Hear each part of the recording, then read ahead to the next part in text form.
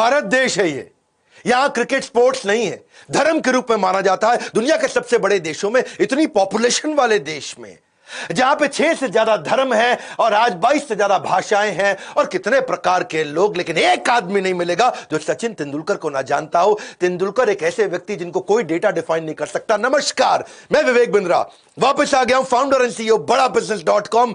तेंदुलकर पे आज बात करने से पहले याद दिला दूं, Steve Jobs, Marwari, D Mart, Mary Kom, McDonald, Warren Buffett, success habit of billionaire, और इसके अलावा पब्लिक स्पीकिंग पे 2 वीडियोस बनाए। फॉर्म में चल रहा हूं ना। बिल गेट्स पे आपने बोला, अब दूंगा अगला वीडियो। वेनेजुएला क्यों डूबा, अमेरिका क्यों उठा, टेक्सटाइल इंडस्ट्री, फर्नीचर इंडस्ट्री, जो टॉपिक बोलोगे आऊंगा। आज ही वो दिन है, जन्मदिवस की बहुत बहुत शुभकामनाएं। क्रिकेट के भगवान का आज जन्म हुआ 24 अप्रैल 1973। पिता श्री रमेश तेंदुलकर, जो कि एक मराठी नॉवेलिस्ट और एक पोएट हुआ करते थे। इनकी माता श्रीमती रजनी तेंदुलकर, इंश्योरेंस एजेंट। सचिन नाम क्यों रखा, क्योंकि म्यूजिक डायरेक्टर, म्यूजिक बहुत पसंद करते थे, सचिन देव बर्मन के नाम पे। 24 साल क्रिकेट खेलने के बावजूद शांत, डाउन टू अर्थ, कोई एटीट्यूड नहीं संसार में और कोई कंट्रोवर्सी में आज तक नहीं फंसे। 11 साल की उम्र में क्रिकेट खेलना शुरू किया, टेस्ट डेब्यू पहला 16 साल की उम्र में। एजुकेशन डिफाइन नहीं करता आपकी सफलता को, केवल 10वीं तक पढ़े थे। सबसे ज्यादा स्कोर मारने वाले 100 इंटरनेशनल सेंचुरीज इंटरनेशनल क्रिकेट में, वनडे इंटरनेशनल टेस्ट मिला के 663 मैचों में 34,000 से ज्यादा रन। मैथ्यू हेडन कहते हैं, अगर मैंने भगवान देखा है तो वो भारत के लिए 4थी पोजीशन पे बैटिंग करने आता है। इनकी जो अपनी खुद की किताब प्लेइंग इट माय वे, इनकी ऑटोबायोग्राफी, वो वर्ल्ड रिकॉर्ड बना दिया। किताब छपने से पहले 1.5 लाख से ज्यादा कॉपियां उनकी बुक हो गई। ये स्टीव जॉब्स से भी बहुत ज्यादा था, स्टीव जॉब्स को भी इतनी बुकिंग नहीं मिली। ये क्रिकेट के ऐसे रोल मॉडल जो पब्लिक अपीयरेंस में बिलीव नहीं करते, ज्यादा शो शाह में बिलीव नहीं करते, डिसिप्लिन लाइफ, सोशलाइज करना नहीं है, पेज 3 पार्टी से इनको कोई मतलब नहीं है, सोशल इवेंट में जाते नहीं, डिनर केवल घर पे करते हैं। स्टेडियम होटल हो house, house hotel stadium, stadium hotel house, house hotel stadium, stadium hotel house, house hotel stadium. इतना ही है, जैसे कृष्ण के लिए कहते हैं वृंदावन परित्यज्यम पादेकम न गच्छति, कृष्ण वृंदावन को छोड़कर कहीं नहीं जाते, वैसे ही सचिन तेंदुलकर स्टेडियम के अलावा कहीं नहीं जाते। पहले व्यक्ति स्पोर्ट्समैन जिनको भारत रत्न मिला, यंगेस्ट रेसिपिएंट रहे हैं। वैसे पद्म विभूषण, पद्मश्री, राजीव गांधी खेल रत्न अवार्ड, अर्जुन अवार्ड, और साथ में तो आप जानते हैं राज्यसभा के मेंबर। ये प्रैक्टिस में जिंदगी भर बहुत बिलीव करते थे। इनकी जिंदगी प्रैक्टिस से ही चली थी। सुबह 6 से 10 नेट प्रैक्टिस करना, 10 से शाम 5 बजे तक क्रिकेट का मैच खेलना, और शाम को 6 से 8 इनके कोच आचरेकर जी, रमाकांत आचरेकर जी के साथ प्रैक्टिस कर। हारने के बाद प्रैक्टिस, जीतने के बाद प्रैक्टिस, इतना प्रैक्टिस, उठने के बाद प्रैक्टिस, सोने से पहले प्रैक्टिस, त्योहार हो तो प्रैक्टिस, व्यवहार हो तो प्रैक्टिस, 15 अगस्त को प्रैक्टिस, 26 जनवरी, 2 अक्टूबर को प्रैक्टिस, प्रैक्टिस प्रैक्टिस, 365 दिन प्रैक्टिस, लीप ईयर में 366वें दिन प्रैक्टिस। बहुत ज्यादा थक जाते थे रात को, शाम तक खेलते खेलते, तो रमाकांत आचरेकर इनकी विकेट पे 1 रुपए का सिक्का रख देते थे। बोला अगर तुमने इसको बोल्ड कर दिया, इसको आउट कर दिया, इसकी विकेट उखाड़ दी, तुमको 1 रुपया मिल जाएगा, बॉलर को बोलते थे। और नहीं कर पाए तो तेंदुलकर तू 1 रुपया ले जा, जो भी इसको आउट करेगा ये सिक्का उसका। इन्होंने 1 रुपए के कई सिक्के इकट्ठे किए। वैसे मार्क वॉन के बारे में बोलते थे कि इसकी बैटिंग देख के इतना मजा आता है कि मैं तो चाहता था कि पहले जब बॉलिंग करूं तो कुछ तो छक्के चौके मार ले, को देख के थोड़ा आनंद आए तो और बढ़िया से खेले। ये एक जोड़ी कपड़ों में जिंदगी बिताई इन्होंने, एक जोड़ी कपड़ों में है जी। शुरुआत में इनके पास रिसोर्सेज नहीं थे, उसी को दोपहर में धोना और खाना खाने के बाद सूख करके पहना करके उसको पहन के भाग जाना, रात को फिर से उसको धो लेना और सुबह उसी को पहन लेना। यूं ही नहीं कोई इंसान तेंदुलकर नहीं बन जाता, यूं ही कोई इंसान तेंदुलकर नहीं बन जाता। तुक्का थोड़े ही है कि वो क्रिकेट का भगवान कहलाता। सचिन और सौरभ की कहानी बताता हूं। एक बार दोनों एक ही रूम में थे 1992 में ऑस्ट्रेलिया की सीरीज में, और पहले 2 टेस्ट मैच बुरी तरह से हार गए। और हार क्या गए, बेसिकली तेंदुलकर रन नहीं बना पाए, बहुत परेशान थे तेंदुलकर। रात को 2 बजे उठ गए और कमरे के अंदर ऐसे ही प्रैक्टिस करने लगे, शीशे के सामने प्रैक्टिस कर। सौरभ गांगुली उठ गए, बोला क्या कर रहा है भाई, सो जा। बोला ऐसा कर मेरे भाई, तू यहां से उठ और जाके ड्रेसिंग रूम में सो जा, मैं तो ऐसी सारी रात प्रैक्टिस करूंगा। और उसके बाद अगले दिन 100 सेंचुरी मार के आए, सीधा 100 रन मारे, और इससे तेंदुलकर ने मैच को ड्रॉ करा दिया। इनका एक रूल था, बल्ला बोलेगा, मैं नहीं बोलूंगा, बल्ला बोलेगा, बल्ला जवाब देगा। कई बार ये फॉर्म से और अपनी परफॉर्मेंस से आउट हुए थे, कई इंजरीज हो जाती है। जब इतने साल लगातार खेलो तो बहुत इंजरीज हो जाती है, और इंजरी के कारण जब ये फॉर्म से बाहर चलते, लोग बोल देते थे इनको, कई बार कह देते थे कि अब तुम्हारा रिटायरमेंट का टाइम आ गया, अब छोड़ दो क्रिकेट, अब छोड़ दो क्रिकेट। ये जवाब नहीं दिए, इनका बल्ला जवाब दिया, चौके छक्के और सेंचुरीज के माध्यम से। एक मैं कहानी बताता हूं, 16 साल के थे तब ये, जब पहली बार पाकिस्तान के खिलाफ मैच खेलने उतरे। उस दिन बारिश हो गई, और बारिश के कारण केवल 20 ओवर का मैच कर दिया गया और पाकिस्तान ने 158 रन मार दिए 20 ओवर में। और उस समय 20 ओवर में 158 रन ज्यादा होते, तब T20 का प्रचलन नहीं था। इंडिया की बैटिंग चल रही थी, 158 रन बनाने थे, 5 ओवर बचे और अभी 70 रन चाहिए। और उस समय इंपॉसिबल था, 30 बॉल पे 70 रन कैसे मारेंगे। सचिन ने डिसाइड किया, मुश्ताक अहमद मार रहे थे एक के बाद एक, कई छक्के ठोके। दूसरा छक्का तो ऐसा था कि खिड़की तोड़ दिया उनके ड्रेसिंग रूम की। और तब जो है ना, अब्दुल कादिर आए। अब्दुल कादिर शेन वॉर्न के बाद दूसरे सबसे लेजेंडरी स्पिनर दुनिया में माने जाते थे। और अब्दुल कादिर इसको बोले, ए बच्चे, इसकी बॉल पे क्या मारता है, मेरी बॉल पे मार के दिखा, मैं तुझे मारने नहीं दूंगा। ऐसे स्टॉमी शॉट्स मारे इन्होंने और उसी ओवर में 28 रन मार दिए। पहले ओवर में अब्दुल कादिर के 4 छक्के और 1 चौके की मदद से। इनका किताब में इन्होंने अपनी बताया कि कूल हेडेड हमेशा रखना है इन ऑल सर्कमस्टांसेस। सिद्धू का मानना है कि इनके दिमाग में कोई ऐसा कंप्यूटर है कि हर बॉल की कैसे बॉलिंग आएगी, हर बॉलर कैसे बॉल फेंकेगा, उसको कैलकुलेट कर लेते थे। बेसिकली इनका ना ऑब्सेशन हो गया था। ऑब्सेशन मतलब डीपेस्ट अटैचमेंट टू क्रिकेट। इनका एक बार इंडेक्स फिंगर का ऑपरेशन होना था। ये वर्ल्ड कप चल रहा था 2003, उसमें इनकी बहुत भयंकर इंजरी हो गई। तो किसी ने बताया, भाई अमेरिका जाओ, वहां जाके इलाज कराओ। ये अमेरिका पहुंचे, वहां पे वर्ल्ड कप खत्म होते ही इलाज करने गए तो वहां डॉक्टर को समझा दिया कि भाई ऐसा है, इसको चीरना मत हाथ को, इसी से मैंने बल्ला पकड़ना है। डॉक्टर बोला नहीं चीरेंगे। बोला दोबारा समझा रहा हूं, इसको चीरना मत, चीरना मत। इतना परेशान थे, इनको लगा इस उंगली के चक्कर में ऐसा ना हाथ बीच में चीर दे, बल्ला ना पकड़ पाऊं बाद में। एनेस्थीसिया दे दिया डॉक्टर ने, बोला चुप कर, सो जा। एनेस्थीसिया दे दिया और ये एनेस्थीसिया भी असर नहीं कर पाया। ये नींद से अचानक सर्जरी के बीच में उठ गए। हाथ दिखाओ, हाथ दिखाओ, चीरा तो नहीं तुमने। इतना ऑब्सेशन है इनका कि क्रिकेट के लेजेंड होने के बाद भी सड़क पे कोई रास्ते में खेलता दिख जाए तो गाड़ी रोक करके वहां उनके साथ खेलने लगते। नेवर गिव अप स्पिरिट भी इनकी जबरदस्त रही है। 1989 का एक match India versus Pakistan Sialkot में था और ये इनका टेस्ट मैच था और इंडियन बैट्समैन की बेइज्जती बहुत हो रही थी क्योंकि वहां बाउंसर, यॉर्कर और पेसर्स। और बेसिकली दिक्कत यह थी कि वहां पे इमरान खान, वासीम अकरम और वकार यूनिस, इंडिया लूज कर रहा था अपने विकेट्स को। वो याद है मुझको आज भी दिन, 38 रन मारे थे और 4 विकेट डाउन चल रहे थे। सचिन तेंदुलकर आए खेलने के लिए और पाकिस्तान हंसने लगा, बच्चे को लेकर के आया। हाँ, और वकार यूनिस की भयंकर बाउंसर आई। ये कहानी आपने सुनी होगी कि वो नाक फट गया था उस समय। दूसरी तरफ सिद्धू थे और इधर तेंदुलकर थे और जैसे ही उसका नाक फटा, बहुत तेज बाउंसर, अच्छी नई बॉल थी, सीजन्ड बॉल थी। जब एक बार लगती है ना उनका पेसर तो आदमी का गेम ओवर हो जाता है। हाँ, और वहां पे आया उनका फिजियो, बोला भाई अब तो तू चल, तेरा ऑपरेशन करना पड़ेगा। ये बोले ना ना ना, मैं खेलेगा। By the time I reach the non-striker's end, I hear a squeaky voice. मैं खेलेगा, मैं खेलेगा, मैं खेलेगा। इसको बोलते हैं नेवर गिव अप। मैं खेलेगा, मैं खेलेगा। मेरी और आपकी जिंदगी में कई बार ऐसा होता है और इसको बोलते हैं बाउंस बैक। मैं खेलेगा, मैं खेलेगा। हाँ, when there is a setback, do not sit back, only step back to bounce back। और आखिरी स्टंप तक उस समय 58 रन नॉट आउट चले और इसी के साथ एक रियल फाइटर का जन्म हुआ। कहते हैं कि तू कयामत तक धरने पर बैठे किस्मत, किस्मत को बोल रहे हैं, तू कयामत तक धरने पर बैठ जा, कुछ मत दियो मुझको, लेकिन मैं कोशिशों तक कभी इस्तीफा नहीं दूंगा। कोशिशों का इस्तीफा तेंदुलकर ने तो कभी नहीं दिया। वसीम अकरम का मानना था कि मैं सौभाग्यशाली हूं, तेंदुलकर मेरे समय पे खेले। ये कभी भी इन्होंने अपना विजन वर्ल्ड कप से हटाया नहीं।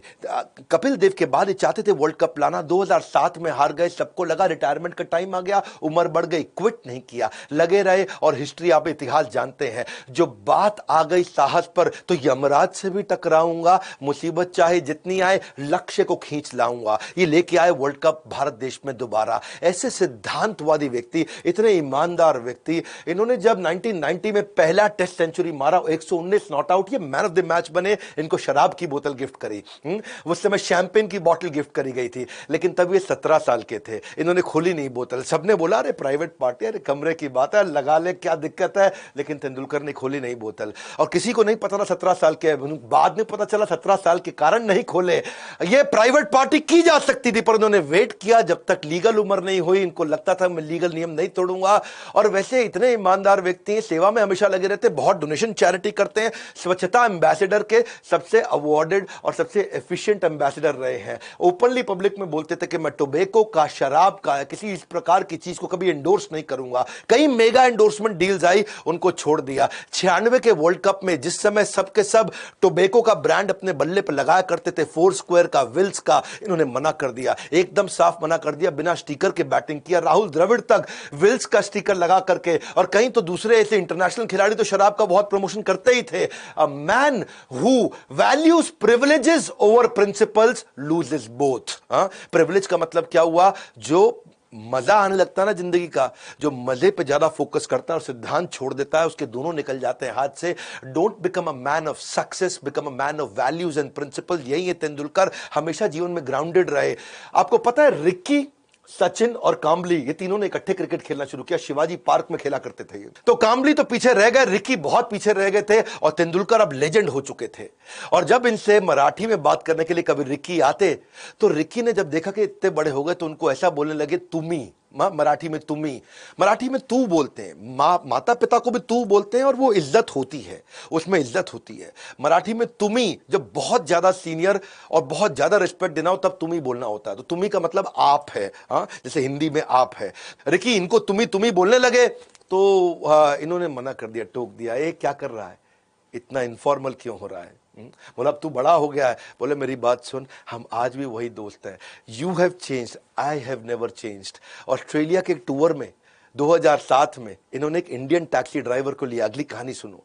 और वो इंडियन टैक्सी ड्राइवर इनकी बहुत सेवा में जुट गया था। बहुत बारिश आई, तेंदुलकर सड़क पर निकले, तो उसने अपनी जैकेट उतार के टैक्सी ड्राइवर ने तेंदुलकर को दे दी। तेंदुलकर इतना इंस्पायर्ड हो गए उससे, इतना इंस्पायर्ड हुए, इतना टच्ड फील किया उन्होंने, कि उन्होंने जाके बाजार से एक नई डिजाइनर जैकेट खरीदी और उसको गिफ्ट किया। अपने मैच की एक टी शर्ट ली, उसको न केवल खुद साइन किया, बल्कि बाकी 10 खिलाड़ियों से भी उस मैच के, उनसे भी ऑटोग्राफ दिलाया, मैच के पासेस दिए। ये हमेशा, इसको कोई इज्जत दे तो बहुत बढ़ा के इज्जत देते हैं। कहते हैं कि पहाड़ चढ़ते वक्त ये सीखने को मिलता है, जब ऊंचा बढ़ना हो तब झुकना पड़ता है, और ये हमेशा झुकने को तैयार रहते हैं। इनकी हम्बलनेस, इनकी गुड बाय स्पीच, वो सुन लेना, ना आंख में आंसू आ जाए। पूरा स्टेडियम रोया था उस दिन। अपने पिता के बारे में बोले कि उनकी गाइडेंस के बिना में कुछ नहीं था।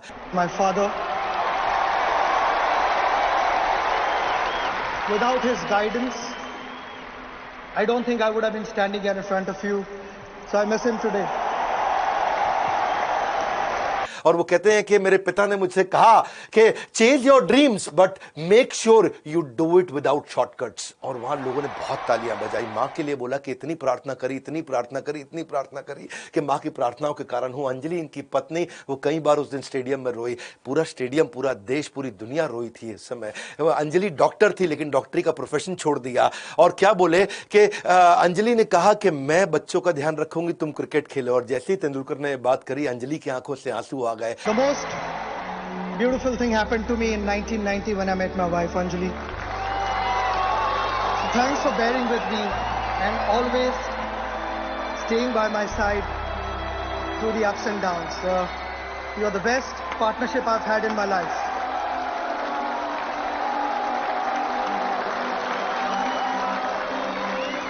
बच्चों के लिए इन्होंने बोला कि मैं जिंदगी भर तुमको समय नहीं दे पाया, पर अब देना चाहता हूं। Showing gratitude is one of the simplest yet most powerful things in life. Muttiah Muralitharan का कहना था कि दुनिया में कभी दूसरा तेंदुलकर अब नहीं मिलेगा।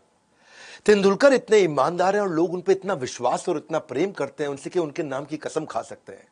साउथ अफ्रीका में एक बार वहां पे एक डेनिस नाम का अंपायर उस मैच में, जो कि इंग्लैंड से था, खुन्नस खाया हुआ था इंडियन से, और उसने तेंदुलकर पे इल्जाम लगा दिया। और बल्कि तेंदुलकर पे नहीं, 6 खिलाड़ियों पे लगा दिया। तेंदुलकर के अलावा वीरेंद्र सहवाग, गांगुली, हरभजन सिंह, शिव सुंदर दास और दीप दास गुप्ता, इन 6 पे उसने बैन लगाने के लिए बोला ये गलत काम कर रहे हैं। और तेंदुलकर को तो कहा कि ये बॉल के साथ टैंपरिंग कर रहा है, इसने छेड़छाड़ किया है। तो तेंदुलकर को सस्पेंड करा दिया अगले मैच के लिए। इंडियन टीम ने प्रोटेस्ट कर दिया, बोले तुम किसी को बोल सकते हो दुनिया में, तेंदुलकर के लिए नहीं बोल सकते। उसने नहीं ऐसा कभी किया होगा। और डेनिस को जब बोला गया कि तुम आकर के प्रेस कॉन्फ्रेंस में सफाई दो, तो डेनिस से जवाब देते बना नहीं। इंडिया में आउटरीच हो गया, लोगों ने उस अंपायर के पुतले जलाने शुरू किए। बात पार्लियामेंट तक पहुंच गई और पार्लियामेंट में भी बहुत शोर शराबा हुआ। और डेनिस के लिए बोला गया कि ये रेसिस्ट है, ये हमारे थर्ड वर्ल्ड कंट्रीज के अगेंस्ट है। और बीसीसीआई जो हमारे देश का बोर्ड है, उन्होंने बोल दिया हम टूर ही कैंसिल कर देंगे। ये डेनिस ने गलत किया, इसका जवाब चाहिए। आईसीसी वैसे डेनिस का सपोर्ट कर रहा था, लेकिन अल्टीमेटली क्या हुआ, साउथ अफ्रीकन बोर्ड ने खुद ही मना कर दिया। हालांकि मैच साउथ अफ्रीका के खिलाफ था, उन्होंने ईमानदारी के चलते खुद ही मना कर दिया, डेनिस की हमें कोई जरूरत नहीं, डेनिस तू स्टेडियम में नहीं घुसेगा। लोग इतना मानते थे तेंदुलकर को, इतना मानते थे कि अगर उनके खिलाफ जाओगे तो बात कभी नहीं बन सकती। सचिन के लिए मैडनेस है हमारे देश में, भगवान मानते हैं, मंदिर बना लेते हैं उनके। अगर बात सचिन की हो रही है और सुधीर कुमार गौतम की ना हो, यह हो नहीं सकता। साइकिल चला करके मुजफ्फरपुर से पहली बार मुंबई 2003 मैच में, कई दिन लगे उनको, पहली बार गए थे। तेंदुलकर ने उनको फ्री टिकट भी दिया। एक्चुअली गरीब इंसान है वो, बहुत क्षमा चाहता हूं ऐसा बोलना पड़ रहा है, पर आर्थिक रूप से कमजोर है। मुजफ्फरपुर से जमशेदपुर 1100 किलोमीटर, मुजफ्फरपुर से मुंबई 1700 किलोमीटर, एक साइड बता रहा हूं, आना जाना नहीं। 1700 × 2 3400 किलोमीटर। इतना ही नहीं, पाकिस्तान तक साइकिल चला के पहुंच गए, बांग्लादेश 3 बार साइकिल चला के गए। इतने पैसे नहीं कि ट्रेन की टिकट दे सके, और अगर ट्रेन में कभी जाना भी पड़ा तो बिना टिकट लिए जाते थे। 2003 में गांव से बेंगलोर जाने में ट्रेन से 60 घंटे लगे, लेकिन 3 ट्रेन बदल के मैं गया, वो भी बिना टिकट, क्योंकि टिकट के पैसे नहीं थे और मुझे मैच देखना था। पुलिस स्टेशन के बाहर रात को सो जाते थे, स्टेडियम के बाहर सो जाते थे, अपने शरीर को पूरा पेंट कर लेते थे। सुधीर गौतम ने एक क्रिकेट मैच नहीं छोड़ा, 16 साल तक लगातार अपने शरीर को पेंट करते रहे। पूरी बॉडी को पेंट करने में उनको सारी रात लग जाती थी, जिसमें ना वो खा सकते, ना पहन सकते, ना सो सकते। मैच से एक रात पहले मैं खुद अपने बॉडी को तिरंगे में रंगता हूँ, पूरी रात सोता भी नहीं हूँ, कुछ खाते भी नहीं, और ये तिरंगे की शक्ति है जो मुझे भूख भी नहीं लगती। खर्चा चलाने के लिए थोड़ी बहुत जॉब करते थे, आर्थिक रूप से इतना कमजोर, लेकिन मैच के टाइम पे जॉब छोड़ देते थे। 2010 में एक दफा तेंदुलकर से मिलने का उन्होंने बहुत प्रयास किया, तो वहां पुलिस वाले ने उनको पीट डाला। तेंदुलकर को बहुत गुस्सा आया, बाद में पुलिस वाले ने माफी भी मांगी। सचिन तेंदुलकर हर टिकट, हर मैच की उनको फ्री दिया करते थे। आज तेंदुलकर उनसे फोन पर रेगुलरली बात करते हैं। 2011 का वो प्राउड मोमेंट, जब हमारा देश वर्ल्ड कप दूसरी बार लेकर के आया था, तेंदुलकर ने जैसे वर्ल्ड कप हाथ में लिया, हाथ में लेने के बाद इन्होंने इसको अपने कमरे के अंदर बुलाया, ड्रेसिंग रूम में बुलाया, और इसने भी कप हाथ में लिया। तेंदुलकर ने इसके साथ फोटोग्राफ लेके सोशल मीडिया पे शेयर करी। प्यार तो इतना कि लोग तेंदुलकर के नाम के कई कई प्रकार के टैटू बना लेते हैं। यह कहानी जो बताने जा रहा हूं मिस नहीं कर सकता। 1999 उनकी जिंदगी की सबसे इमोशनल सेंचुरी थी। वर्ल्ड कप चल रहा था, इंडिया साउथ अफ्रीका से हार चुका था, 2 मैच और थे, एक जिम्बाब्वे एक कीनिया।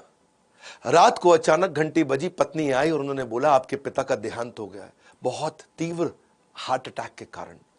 तेंदुलकर को वापस लौटना पड़ा अपने पिता को अंतिम संस्कार, उनका क्रिमेशन के लिए। वो लौटे, सारे रास्ते बहुत दुखी थे, पीछे चल रहा है वर्ल्ड कप और यहां पिता का देहांत हो गया। पिता को अंतिम संस्कार करने के बाद वो रो रहे थे, बहुत दुखी थे। और क्योंकि देखिए सचिन तेंदुलकर इंस्पिरेशन है देश के लिए, टीम के लिए इंस्पिरेशन है। उनकी एब्सेंस के कारण भारत जिम्बाब्वे से भी हार गया। दुख और बढ़ गया, परेशानी बढ़ गई। मां ने कहा शायद तुम्हारे पिता भी चाहते कि तुम वापस लौट जाओ। तेंदुलकर ने सामान पैक किया और वापस आने लगे। नहीं भी आते लौट के तो कोई शिकायत नहीं करता, पर रोती मां को पीछे छोड़ करके वापस आने के लिए उन्होंने हवाई जहाज पकड़ा। अंधेरा था जीवन में, कहते हैं कि अंधेरों में दुखों का जो दिया जलाता है, अंधेरा बढ़ चुका था, अंधेरों में दुखों का जो दिया जलाता है, देश को सर्वोपरि रखे, वही सचिन तेंदुलकर कहलाता है। पिता के फ्यूनरल के बाद मां रो रही थी, लेकिन सचिन तेंदुलकर लौट के आए, देश को रीअश्योरेंस मिला। पूरा स्टेडियम खड़ा हो गया था उस दिन। केवल भारत ने स्वागत नहीं किया, ओपोनेंट टीम ने, पूरे स्टेडियम ने, सभी देश के जितने लोग, सबने बहुत स्वागत किया, बहुत ताली बजाई, और वो उनके लिए मैच विनिंग गेम था। 101 बॉल पे 140 रन मारे, और जब उन्होंने शतक कंप्लीट किया तो, और जब उन्होंने आकाश की तरफ देखा तो अपने पिता को धन्यवाद कर रहे थे। वो बोले कि मैं, शायद मेरे पिता भी यही चाहते कि मैं आता और देश के लिए खेलता। वो उनका सबसे इमोशनल सेंचुरी थी। स्टीव वॉ का कहना है कि Sachin is the only one there is no shame in losing to. Tendulkar ही एक ऐसे खिलाड़ी हैं जिसके सामने हार जाए तो शर्म नहीं लगती है। वो ऐसे खिलाड़ी, साउथ अफ्रीका के खिलाफ उनका एक और मैच सेमीफाइनल था हीरो कप का, 93 की बात है, और उस समय इंडिया केवल 195 रन मार पाई। लग रहा था कि हार जाएंगे, पर कुछ अनिल कुंबले की बॉलिंग ऐसी चल गई कि साउथ अफ्रीका कंट्रोल में आ गया। उधर फील्डिंग भी बहुत अच्छी चल रही थी। जडेजा उन दिनों फॉर्म में थे, अजरुद्दीन फॉर्म में चल रहे थे, और फील्डिंग जबरदस्त होने के कारण साउथ अफ्रीका को काफी कंट्रोल कर लिया। बहरहाल आखिरी ओवर आ गया, 6 बॉल पे 6 रन साउथ अफ्रीका को चाहिए। अजरुद्दीन सबसे पूछे कौन करेगा आखिरी ओवर, कोई नहीं आया, क्योंकि हार की घंटी अपने गले में बांधने को कोई तैयार नहीं था, कोई आगे नहीं आया। तेंदुलकर ने वॉलंटियर किया कि ठीक है, 6 बॉल पे 6 रन, आखिरी ओवर मैं करूंगा। और तेंदुलकर ने उस समय ऐसी बॉलिंग करी कि उन्होंने पहली 5 बॉल पे खाली 2 ही रन दिए। 6 चाहिए थे, 2 रन चले गए थे, आखिरी बॉल 4 और मारने थे, अब केवल चौके का खतरा था, चौका या छक्का गेम ओवर। तेंदुलकर ने पीछे विकेट कीपर को बोला, मेरी बात सुन, अगर ऐसा ना हो जाए कि इनसाइड एज लग करके चौका लग जाए, पीछे मत खड़ा रहे, थोड़ा दूर जाके पीछे खड़ा हो।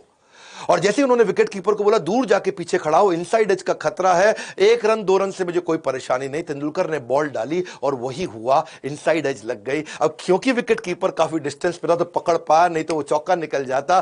तेंदुलकर की केवल बॉलिंग से मैच नहीं जिताया, उसने अपनी इंटेलिजेंस और जीनियस से भी इस मैच को जिताया। मार्क टेलर का कहना है कि हम टीम इंडिया से कभी नहीं हारे, हम तो सचिन तेंदुलकर से हारे हैं। तेंदुलकर हमेशा प्लान बी लेके चला करते थे। अब एक दफा शेन वॉर्न की बॉल पे वो आउट हो गए और लंबा रन मारना चाहते थे, भारत को उस समय उनकी बहुत जरूरत थी, पर वो जब शेन वॉर्न की बहुत भयंकर स्पिन बाहर से निकल के आती, 70 80 90 डिग्री तक घूम जाती थी। शेन वॉर्न तो स्पिनिंग के राजा हुआ करते थे, लेकिन ये आए, अपने आप को कमरे में लॉक कर लिया, 3 घंटे तक कमरे में बंद किया और क्या सोचे कि मैं हर डिलीवरी की स्ट्रैटेजी बना के जाऊंगा अगले मैच के लिए। पूरा खेल सामने वाले की मानसिकता को समझने का है। तेंदुलकर मानते थे कि मैं केवल अगर अपनी बैटिंग के बारे में सोचूंगा ना तो सामने वाले की साइकोलॉजी को कंट्रोल कैसे करूंगा। एक बॉल को खेलने के 1 से ज्यादा तरीके होने चाहिए। तेंदुलकर एक बॉल को खेलने के कई तरीके लेके आए और सामने वाले की बॉलिंग को समझना, उसकी साइकोलॉजी को समझना, पूरा उसमें घुस जाना। तेंदुलकर इसमें मजबूत थे, जिंदगी भर अपनी स्ट्रेंथ पे आगे बढ़े। फास्ट बॉलर बनना चाहा करते थे, बचपन में सोचे मैं फास्ट बॉलर बनूंगा, लेकिन जब देखा कि बैटिंग अच्छी है तो बैटिंग पे स्टिक किया और अब दुनिया जानती है इतिहास बन गया। कैप्टनसी में अच्छे नहीं थे, छोड़ दिया कैप्टनसी को, धोनी को आगे बढ़ाया। वीरेंद्र सहवाग का तो कहना है कि अगर कल मैं मर गया तो मुझे दुख नहीं होगा क्योंकि मैं तेंदुलकर जैसे खिलाड़ी के साथ खेल चुका हूं। सचिन की जो किताब थी अचीविंग योर ड्रीम्स, ये मैं इसको कैसे मिस कर दूं। इसमें बड़ी अच्छी लेसन उन्होंने दी है और जब मैं रिसर्च कर रहा था, किताब पढ़ रहा था उनकी, तो मैंने देखा एक कोट जो मुझको बड़ा पसंद आया, discipline and preparation is vital for success. वो जिंदगी भर डिसिप्लिन रहे irrespective the level of your natural talent. तेरे पास जिंदगी में नेचुरल टैलेंट कोई नहीं, तू आज तक अपने टैलेंट को समझ नहीं पाया, कोई बात नहीं, टैलेंट नहीं भी है, लेकिन अगर डिसिप्लिन और प्रिपरेशन है, डिसिप्लिन और प्रिपरेशन है, डिसिप्लिन और प्रिपरेशन है, गेम चेंज हो जाएगा। तेंदुलकर ने किताब में बोला कि सर्कमस्टेंसेस बदलते रहेंगे, बी विलिंग टू इवॉल्व। अपने आप को इवॉल्व करो, बाहर निकालो with open mind if you want to reach the pinnacle of success. बोला अगर सफल होना चाहते हो तो 2 चीजें हैं, ओपन माइंड से इवॉल्व करते रहिए, लर्न करते रहिए। तेंदुलकर जिंदगी भर अपने मेंटर के आगे हाथ जोड़ के जीवन बिताया। जब रमाकांत आचरेकर जीवित नहीं रहे तो वो सबसे पहले उनको कंधा देने गए। जब उनकी किताब भी आई तो उन्हीं से विमोचन कराया। अपनी किताब में कहते हैं if you aim to be the best, need for a mentor can not be overstated. जिंदगी भर मेंटर रखे और हमेशा बोले रमाकांत आचरेकर जी की गाइडेंस के बिना शायद मैं अपने उस पोटेंशियल को पहचान नहीं पाता। ध्यान दीजिएगा, घनघोर अंधेरे में जब भी उजाले की आशा होगी, घनघोर अंधेरे में उजाले की आशा, वो रोशनी, घनघोर अंधेरे में जब भी उजाले की आशा होगी, वही सचिन जैसे महान खिलाड़ी की परिभाषा होगी। यही लर्निंग जो उन्होंने डिसिप्लिन जो जिंदगी भर रखा, अगर आप भी लर्निंग और डिसिप्लिन पे फोकस करें। मैंने भी अपनी ऑर्गेनाइजेशन में लर्निंग और डिसिप्लिन पे फोकस किया, कंटिन्यूस हम इवॉल्व किए। आज एक अफोर्डेबल कोचिंग प्रोग्राम तो बिल्ड कर दिया ना हमने, जो कि एमबीए की फ्रैक्शन ऑफ कॉस्ट में नहीं है। जितनी महंगी एमबीए के अगेंस्ट हमने इसे खड़ा किया और प्रोफेसर कौन से लेके आए, established businessman, subject matter expert, बहुत लंबी चौड़ी लिस्ट है। हमने convenience of time, place, any device, any time, any place build किया। हमने पोस्ट सेल सर्विस भी बिल्ड कर दिया कि अगर आपने कोर्स लिया है तो आपको हैंड होल्डिंग जरूर देंगे। आज इसी कारण से 100 मिलियन का माओ है, माओ मतलब मंथली एक्टिव यूजर। आज 100 मिलियन का मंथली एक्टिव यूजर हो चुका है हमारा। 100 से ज्यादा ऑफिस के साथ, 26 मिलियन की कम्युनिटी के साथ आज तक 50 लाख लोगों को हम ट्रेन कर चुके हैं, यानी कि 5 मिलियन। इंडिपेंडेंट सेल्स एजेंट हमारे 12,000 से ज्यादा हैं देश में। 50 कोर्स लॉन्च कर चुके हैं, अगर आपको नहीं मालूम हो, मालूम होना चाहिए। हर प्रॉब्लम पे कोर्स लॉन्च कर दिया हमने। और कोर्स किसने बनाया? देश के सबसे बड़े एक्सपर्ट्स ने। 2 साल का बिजनेस मैनेजमेंट प्रोग्राम, छोटे छोटे बहुत सारे प्रॉब्लम सॉल्विंग कोर्सेज और लंबा चौड़ा अलादीन का चिराग जिसको हम लाइफ टाइम मेंबरशिप बोलते हैं। चाहे नंबर 1 एचडीएफसी लिमिटेड हो तो उनके हमने केमिस्ट्री को बना दिया। पैथोलॉजी में जो नंबर 1 उनको भी लेकर के आए। हैंडसेट में शाओमी नंबर 1 उनको ले आए। ग्लोबल चेयरमैन फोर्ड मोटर के उनको उठा के लेके आए, साथ में इनको इन्वाइट किया, प्रोफेसर बने। बॉम्बे स्टॉक एक्सचेंज के धुरंधर खिलाड़ी, managing director and CEO. Dainik Bhaskar दुनिया का सबसे ज्यादा हिंदी का बिकने वाला अखबार, दुनिया की 4 4th रैंक का किसी भी भाषा में बिकने वाला अखबार पतंजलि के आचार्य बालकृष्ण आर्य सोडी हम छोड़ किसी को नहीं रहे, दुनिया के बेस्ट से बेस्ट प्रोफेसर को लेकर के आए। वैसे एक बात बताऊं, सचिन तेंदुलकर का आज जन्मदिन है, क्या आप उनको नीचे विश करना चाहेंगे? हैप्पी बर्थडे सचिन तेंदुलकर लिखना चाहेंगे? मैं ये जो फ्री वीडियोस लाने के इनिशिएटिव्स लेता हूं, पेड अगर आप नहीं भी ले पाते, फ्री वीडियोस कभी मत छोड़िएगा। नए आए तो सब्सक्राइब जरूर करिए, शेयर करिए, तेंदुलकर की ईमानदारी की कहानियां शेयर करिए, पहले ईमानदारी बाद में दुकानदारी। लाइक करके उत्साह नहीं बढ़ाएंगे क्या? अगला वीडियो कौन सा देखना चाहते हैं? मैं कमेंट बॉक्स को आके ध्यान से पढ़ रहा हूं, हर वीडियो को बनाने की कोशिश कर रहा हूं। हमारे साथ जुड़े रहने के लिए बोर्ड लाइन नंबर पे इन कोर्सेज को सीख करके अपनी जिंदगी को इवॉल्व करने के लिए, वीडियो शेयर करते रहने के लिए आप सबका हृदय की गहराई से मुस्कुराहट के साथ धन्यवाद।